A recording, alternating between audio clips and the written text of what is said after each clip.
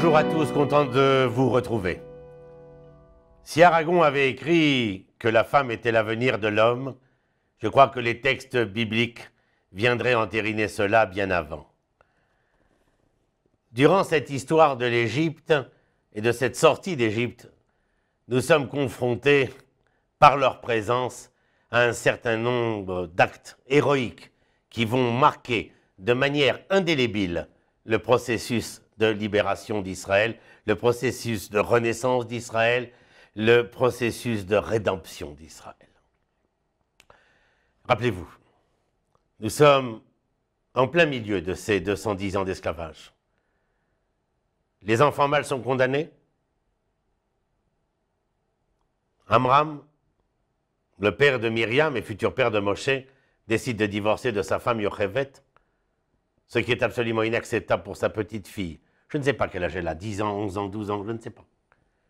Une jeune fille, dont l'acte du père, ayant entraîné le même genre de comportement de la part de l'ensemble des hommes d'Israël, divorçant de leurs femmes, ne voulant plus avoir d'enfants, c'est-à-dire ne croyant plus dans la pérennité de cet Israël, baissant les bras, abandonnant. Eh bien, Myriam, pour elle, un tel agissement est inacceptable. Inacceptable parce que dira-t-elle à son père, « Voilà, père, que vous êtes pire que Pharaon. Si ce dernier avait décidé d'assassiner les enfants mâles d'Israël par votre comportement, vous venez non seulement d'assassiner les enfants mâles, mais vous venez d'assassiner les filles d'Israël également. Comment acceptez-vous cela? Comment acceptez-vous de baisser les bras? Comment acceptez-vous, dira-t-elle, devant son père, mais devant tous les notables qui accompagnent son père, de remettre en question l'ensemble de ces hommes et de leur dire que face à l'adversité, il n'était nullement question de baisser les bras, mais de relever le défi, qu'il fallait encore et toujours assumer et assurer cette pérennité d'être et de devenir, certainement pas en coupant les ponts, mais en construisant d'autres qui nous amènent sur les autres rives de notre histoire. C'est Myriam qui aura gain de cause. C'est Myriam qui prendra en main le devenir de son petit frère naissant. C'est elle qui l'accompagnera avec ses yeux lorsque le petit berceau flottera vers les rives du palais de Thèbes où il sera recueilli par Bithia. C'est elle encore qui se proposera à faire allaiter l'enfant par une mère hébreu. Oui, les femmes en Égypte auront des attitudes qui seront plus que résistantes, qui seront engageantes. Rachid nous dit à ce propos, et je vous le lis pour que vous l'entendiez, lorsque leur mari rentrait au foyer conjugal, entendez par foyer, bien entendu, ce n'était pas une villa, mais ces espèces de taudis dans lesquels on les faisait résider dans les camps de concentration égyptiens. Lorsque leur mari rentrait au foyer conjugal épuisé après une journée de dur labeur, oh, ce n'était pas le travail à l'usine. C'était un travail où le physique et le moral étaient mis à contribution en dehors des coups de fouet et autres afflictions qui les frappaient. Les femmes allaient leur apporter nourriture et boissons. Les femmes elles-mêmes qui travaillaient, les femmes elles-mêmes qui étaient assujetties, les femmes elles-mêmes qui étaient esclavagisées. Les femmes leur donnaient à manger et elles emportaient leur miroir. Pourquoi donc? Chacune se regardait dans le miroir avec son mari et ainsi elles éveillaient en eux le désir, s'unissaient à eux et devenaient mères, comme il est écrit « C'est sous ce pommier que j'ai éveillé ton amour ».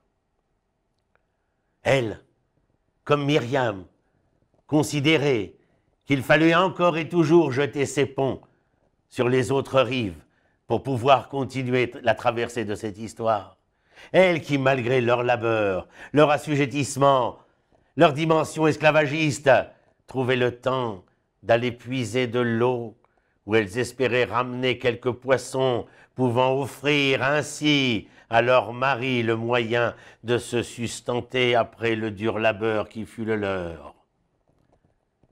Elles prenaient un miroir, elles pensaient au miroir, car ce miroir allait leur permettre, en se mettant joue à joue avec l'être aimé, dans un regard que le miroir allait refléter, et le miroir ne pouvait refléter que l'union de ces deux êtres à la recherche de cette unité antérieure, c'est-à-dire à ces lendemains qui seraient envers et contre tous les aléas de l'histoire enchanteurs.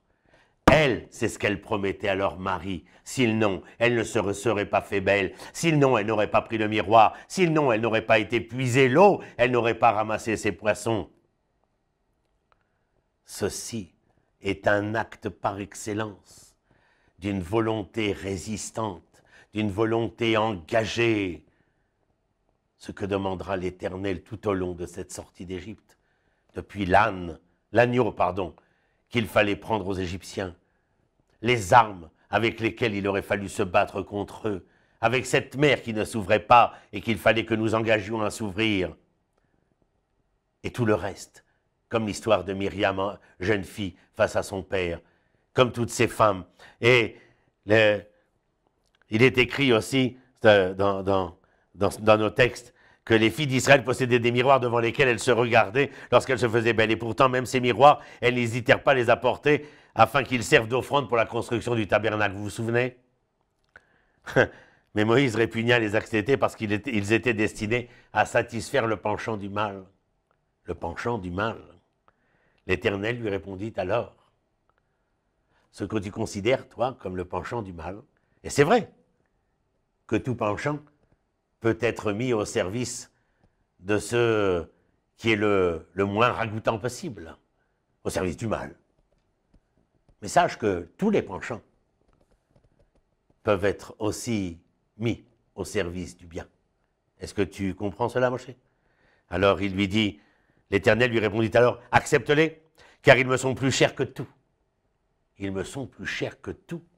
Éternel, n'exagères-tu donc point? En effet, c'est grâce à ces miroirs que les femmes ont donné le jour à nos nombreuses armées qui sont sorties d'Égypte. Nombreuses armées, non, elles n'étaient pas adjudantes. Elles ont été les femmes capables d'entraîner leurs hommes, comme le fit la petite Myriam, à croire à demain. Croire à demain. Quelle preuve pouvais-je donner que je croyais à demain? Le fait de donner naissance à des enfants, de mettre au monde des enfants, c'est croire que le devenir de ces enfants sera différent du mien. Le devenir des enfants sera celui auquel j'aspire, celui pour lequel je vais me battre, celui pour lequel je vais me démener. Mais j'y crois. La preuve, c'est qu'ils sont là. Ce sont les femmes qui sont à l'origine de cela, Moshe. Le penchant du mal, disais-tu? Non, pas le penchant du mal. C'est un penchant, mais un penchant nécessaire pour que le monde puisse assumer et assurer cette pérennité dont nous parlons. Et l'histoire de Myriam ne va pas s'arrêter simplement dans sa confrontation avec son père et avec sa confrontation devant les notables qui accompagnent son père. On la retrouve, je vous l'ai dit, sur les bords du Nil, mais on la retrouve beaucoup plus tard. Nous parlions de cette traversée. Une fois que les eaux s'étaient refermées, que les Égyptiens sont morts, noyés, eux qui voulaient noyer Israël peut-être, ou assassiner Israël à tout jamais. Les femmes ont pris des tambourins. Vatachar Myriam. Myriam s'est mise à chanter, les femmes à sortir les tambourins et à entamer une farandole. Et il est écrit que Kol Anashim, toutes les femmes, se sont mises comme une seule femme à jouer de cette musique, à chanter de leur voix la plus belle et à danser de cette farandole, tout ensemble. Le texte continue et il dit, dans le texte de Vatachar Myriam, Vata'an lahem. Et elles leur répondirent, ah bon, ça m'interpelle bien sûr, elles leur répondirent à qui? S'il y avait marqué la haine avec un nun sophite, alors j'aurais compris qu'elles répondirent, elles répondit aux femmes, mais là, Vata'an lahem, elle répondit M, même sophite, c'est-à-dire qu'elle répondit à la jante masculine. Et donc, Az Yashir Moshe ne viendrait pas avant Vatachar Myriam, mais après. Ce sont les femmes qui, lorsque la mer s'est refermée et que Israël s'est senti libéré de ce dilemme dans lequel il était auparavant et qu'il entrevoit le chemin de demain, qu'elles réagissent immédiatement. Oui, posez-moi la question, vous avez raison. Elles n'ont pas eu le temps de faire cuire le pain, mais elles ont eu le temps de penser à prendre les tambourins. C'est incroyable. Elles ont quelque chose de prémonitoire dans leur manière d'être. Nos sages diront qu'elles sont porteuses de Bina. Bina, c'est comment dire, un entendement, une compréhension, une intuition qui vous fait comprendre une chose à travers une autre. Elles ne voyaient pas dans la sortie, la simple sortie, mais le moyen de rentrer. Il faut faire attention même de nos jours. Sortir d'Égypte ne veut pas dire sortir d'Égypte pour rester dans le désert. À toute sortie, il y a la nécessité de pouvoir entrer. Raison pour laquelle le Maharal de Prague dira dans les Tsars Israël, je ne sors d'Égypte que pour rentrer où? En Eretz Israël, bien entendu, qui est le but final de la sortie d'Égypte. Ces femmes avaient et intentionnellement et intuitivement la conscience de ce qui allait être et devenir.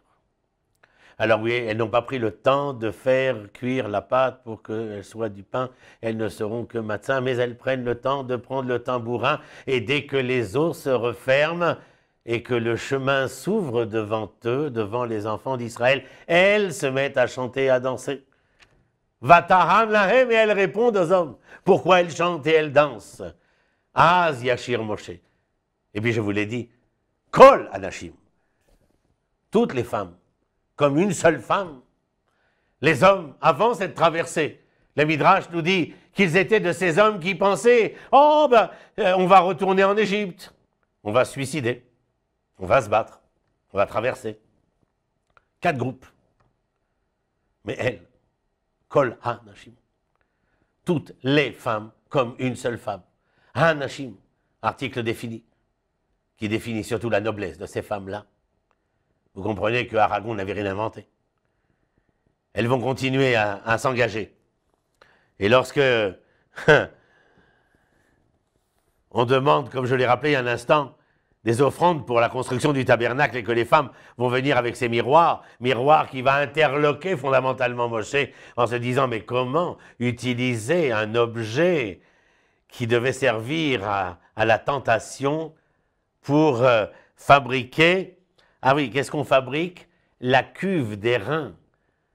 C'est-à-dire, de cette cuve, qu'avons-nous à faire de ces miroirs, l'Éternel, que ces miroirs avaient rendu possible la formation des armées hébreux, prends-les et fais-en un bassin de cuivre afin que les prêtres puissent s'y purifier. C'est le bassin dans lequel les prêtres pouvaient s'y purifier.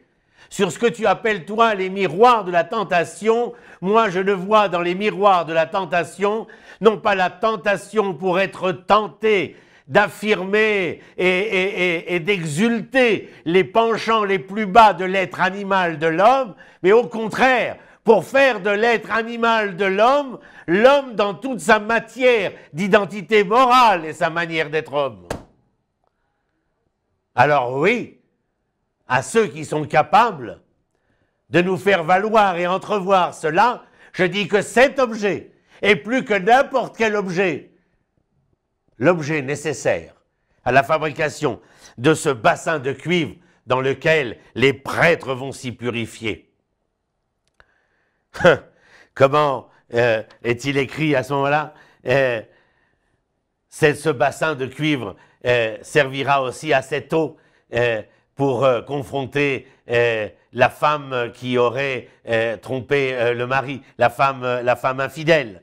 Alors, elle recevait l'eau que buvait la femme infidèle, une épouse dont le mari aurait éprouvé de la jalousie parce qu'elle se serait isolée avec un homme. Ainsi, l'eau contenue dans cette cuve confectionnée avec les miroirs des femmes d'Israël servait-elle dans sa finalité à ramener la paix entre les deux époux. Regardez comment le même objet, dont on peut entrevoir, comme nous l'avons dit, des finalités douteuses, outrancières, fallacieuses, se révèle être l'objet par excellence.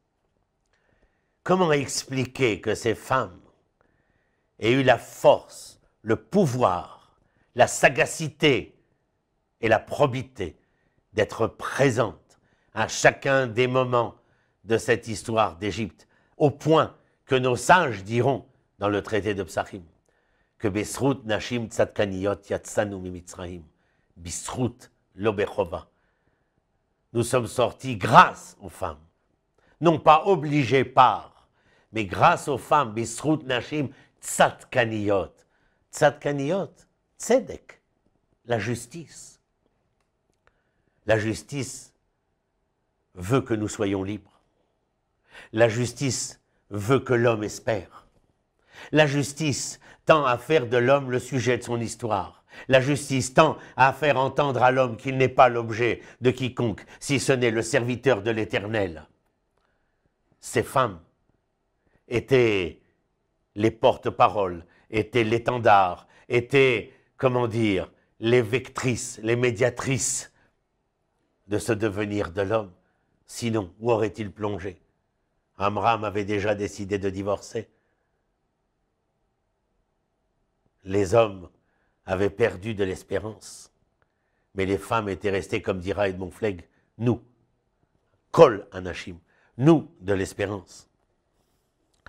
Et elles vont continuer ce travail éternellement. Myriam n'est pas par hasard celle que le texte nous fait représenter de manière étonnante Myriam comme étant celle par qui le puits accompagne les enfants d'Israël, c'est-à-dire les sources d'eau. Lorsque j'ai besoin de boire, c'est pour assouvir ma soif.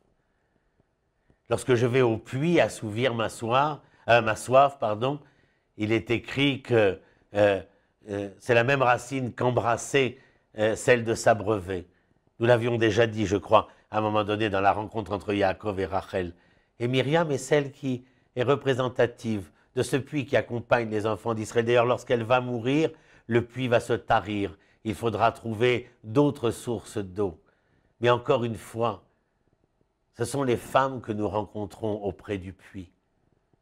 Vous savez pourquoi? Sarah auprès du puits, Rivka auprès du puits, Rachel et Myriam. Les femmes auprès du puits. Il y a 3 sources d'eau. Celle qui est la source naturelle, de par la création, c'est Marianne. Il y a le bord, ce que l'homme a creusé et où l'eau se ramasse. Et il y a le puits. Le puits, c'est cet ouvrage, cette entreprise de l'homme pour creuser dans la terre, essayer de toucher aux nappes phréatiques afin de pouvoir y puiser l'eau.